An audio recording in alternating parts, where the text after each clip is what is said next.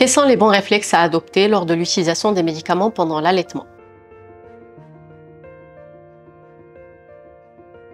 Si un traitement est nécessaire, des ajustements simples peuvent être mis en place pour sécuriser le couple mère-enfant. Il convient tout d'abord d'anticiper l'allaitement. Si un médicament est nécessaire en fin de grossesse et que l'intention d'allaiter est présente, on peut utiliser un médicament qui soit compatible pendant la grossesse et qui peut également être prolongé pendant l'allaitement. Il convient de noter que certains médicaments qui sont compatibles pendant la grossesse ne le sont pas forcément pendant l'allaitement.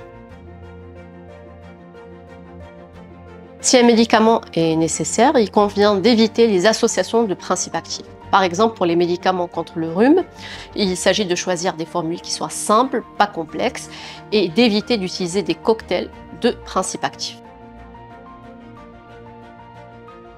Lorsqu'un choix de médicament se pose, il convient de choisir le médicament qui est le plus compatible pendant l'allaitement, qui présente le moins de risques, en tenant compte par exemple de ses caractéristiques pharmacocinétiques. Un médicament qui s'accumule le moins, qui a une demi-vie qui est courte, qui n'entraîne pas de métabolite actif par exemple.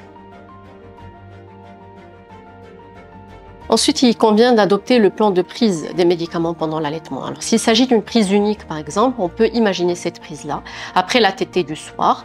Si la demi-vie est plus ou moins longue, essayez de sauter, par exemple, une tétée pendant la nuit. Qu'en est-il pour les médicaments à risque pendant l'allaitement? Dans certaines situations, des ajustements de l'allaitement maternel sont nécessaires, comme par exemple tirer sans lait, ou bien passer à un allaitement mixte combinant le lait maternel et le lait infantile. Quoi qu'il en soit, il convient d'éviter une interruption de l'allaitement et de renforcer la surveillance de l'enfant allaité afin de détecter des effets indésirables de type somnolence, hypotonie ou autres. En conclusion, il est important de rappeler que les motifs justifiant l'interruption de l'allaitement maternel pendant un traitement sont plutôt rares. Aussi, des ajustements peuvent s'opérer afin de continuer de profiter des bénéfices de l'allaitement tout en traitant la condition maternelle. Je profite de cette capsule pour vous dire qu'il est recommandé de prendre un supplément de multivitamines et de minéraux pendant l'allaitement maternel.